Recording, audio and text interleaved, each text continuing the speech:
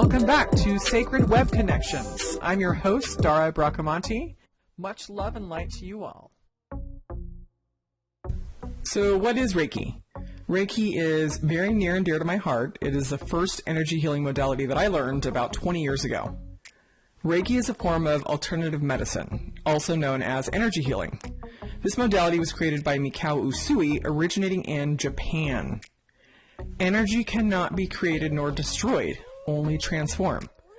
The idea with Reiki is the practitioner can channel unlimited universal life force energy, or ULFE, to a person's energy system to activate the body, mind, emotions, and the spirit to heal themselves.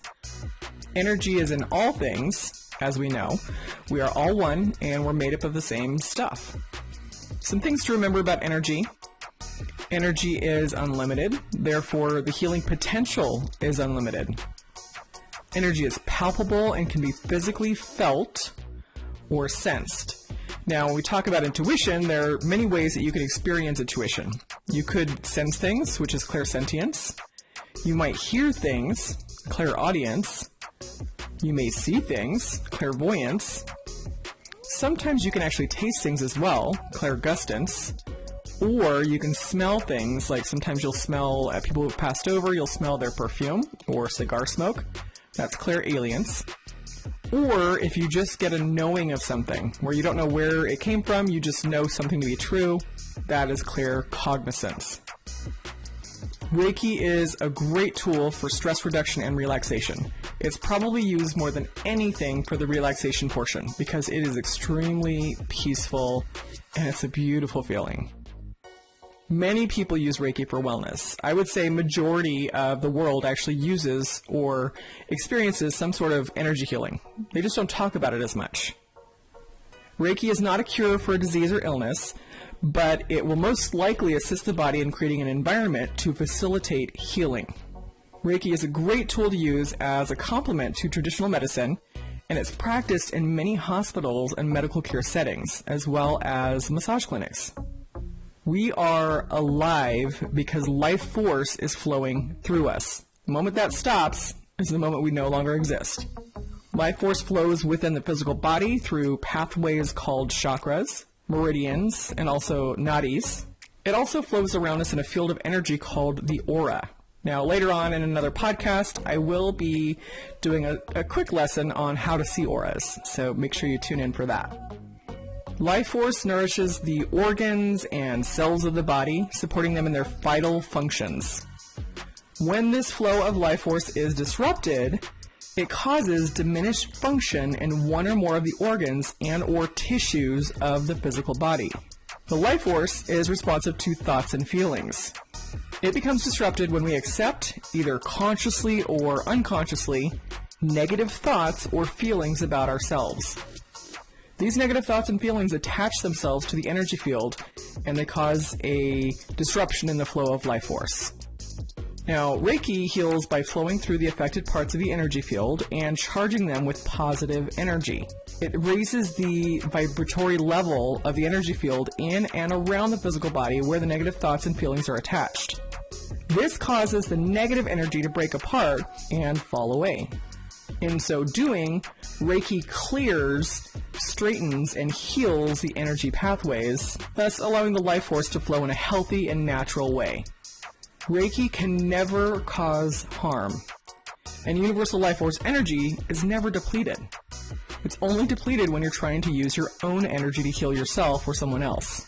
An energy healer is not actually doing any healing. They are just the channel, or the hub. The practitioner must raise their own energy vibration, allowing the universal life force energy to channel through them to the client. The client can either accept the healing energy, or they can reject it. It's completely up to the client, and it could be conscious or unconscious. I've definitely had some clients where they were blocking the healing energy and didn't even know it. So another great question that I've had from one of my clients was, why would anybody need Reiki? So that's an interesting one. Nothing can exist in the world unless it has existed in the mind first. All creations, all inventions start with the mind, the thoughts, the ideas, and then they become physical. Everyone and everything is energy, period. And then that's brought forth into the physical world, giving it mass, tangibility, ideology, philosophy, etc.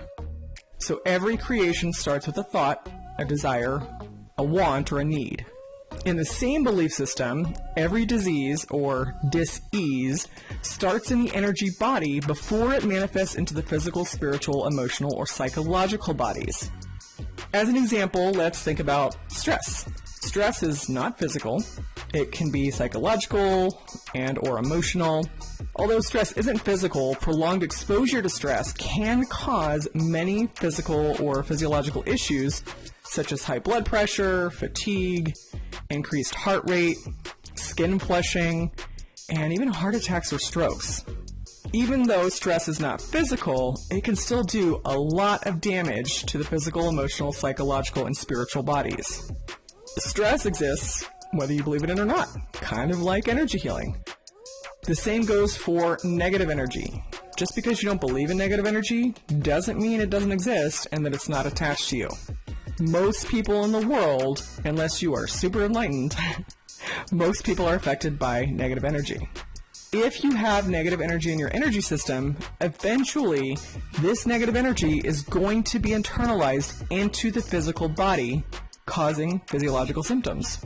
If you can heal the negative energy before it reaches the physical body, you can definitely prevent symptoms and disease altogether. To be honest, no one, quote-unquote, needs Reiki or energy healing.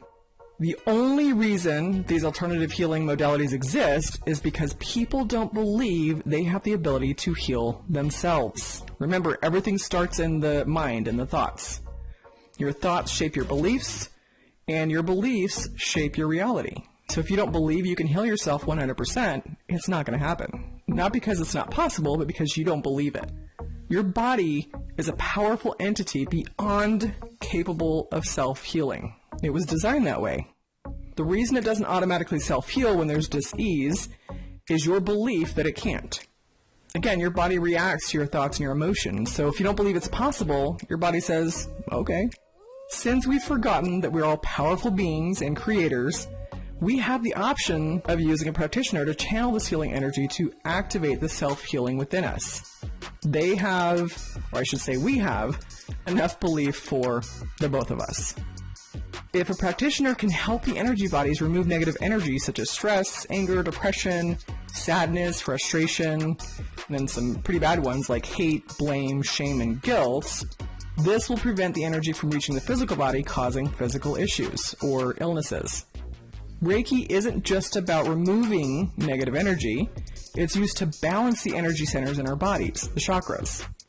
When the physical, emotional, psychological, and spiritual bodies are balanced, they are healthy and working at their highest capacity. One thing to consider as well is sometimes there's nothing that anybody can do, including yourself, that will heal a physical, mental, or emotional body issue. This really only happens when you're experiencing something based on your soul contracts. Meaning, if it's meant to be in your life path, in your spiritual path, it will affect you no matter what. Now, there is a book called Soul Contracts by Carolyn Mace. I would definitely recommend reading it. It is amazing and definitely an eye-opener. So again, if it's in your soul contracts, there's nothing you can do about it. That doesn't mean Reiki won't help. It absolutely will. These events are part of your spiritual and life journey, and they're meant to help your soul grow and ascend even higher. Now, you'll still get something out of a healing session. You could definitely receive peace, calmness, joy, or even a bit of relief from physical pain. Your energy system and higher self will take in the energy it needs to heal as much as possible. If you've never had a Reiki session, I would highly recommend it. Even if you don't believe in the ability to heal yourself, it is extremely relaxing, which we could all use these days. It brings peace during the session, you feel loved, you may even experience some visions like seeing colors or objects or even people that have crossed over. You always feel great after a session, and of course we could all use a little extra time and peace, especially with everything that's going on in the world today. I do offer Reiki sessions. You can check out the prices on Facebook at Sacred Resonance LLC, or really there are hundreds of practitioners in your local area and all over the world. Prices typically vary based on experience and channeling ability. When you are looking for a Reiki practitioner, always go with your gut. Go to somebody who feels right for you, and you'll be happy with the results. I also offer a deeper form of healing called esoteric color pranic healing. So where Reiki is all about channeling healing energy to a person, pranic pulls out all the old energy out first and then replaces it with healing energy. So the old energy that you could pull out is like trapped emotions, old traumas that you're still holding on to, or mental tapes that keep replaying in your mind, or just negative thinking patterns. Now with a Reiki session, everybody does it differently. Typically when I'm doing Reiki, now I could do it remote or I could do it in person. I prefer to do it remote because I find that a lot of the clients are actually a lot more calm, they're more open to the healing energy because they're in their own home, so they're more comfortable. So typically first what I'll do is I will sage both me and my client. I will have them lay down on a massage table. I'll put a little towel over their eyes because sometimes I make some really weird freaking movements. Like, I might be pulling some shit out of your gut area, and if you saw what I was doing, you'd be like, this bitch is crazy. Okay, so it's also relaxing, and it makes the room darker, so I put a little towel over their eyes. I'll burn some incense, I'll have some candles lit, I have a little water fountain that I have going just to come help relax people. And then the first thing I'll do is I'll go through the entire aura and I'll feel and I'll sense and I'll know sort of where the imbalances are. Some people may have little divots or indentations in their aura, which just means there's not enough energy in that particular area. Sometimes you even find holes. Holes in the aura are very dangerous, especially if you're a negative person or if you're dealing with old traumas. If you're in a bad place in your psyche, having holes in your aura is actually sort of attracting negative entities, which can go into those holes and they can attach to you. I'm not telling you this to scare you. I'm just letting you know that a lot of people who have holes in their aura that haven't healed themselves or gone through therapy to heal like psychological issues have a tendency to attract negative entities. So they'll attach to you, and unless you or somebody else does some sort of energy healing or ceremony or ritual to get it off, then you're kind of stuck with it. That's something for a totally different podcast. We'll talk about that way more in detail later. But anyways, I go through the aura. I heal any parts of the aura that are not balanced, not where they should be. Then I shore up the aura, I make it stronger and full of life so that any work I do inside of the chakras in the body actually stays. If I don't heal the aura first, then some of the healing energy that goes into the chakras can actually sort of deplete out through those holes. Then I will go through each of the chakras. Typically I start at the top of the crown chakra and I move all the way down to the root chakra. And I'll pull out shit that doesn't belong there, or I'll put energy in if it's underactive.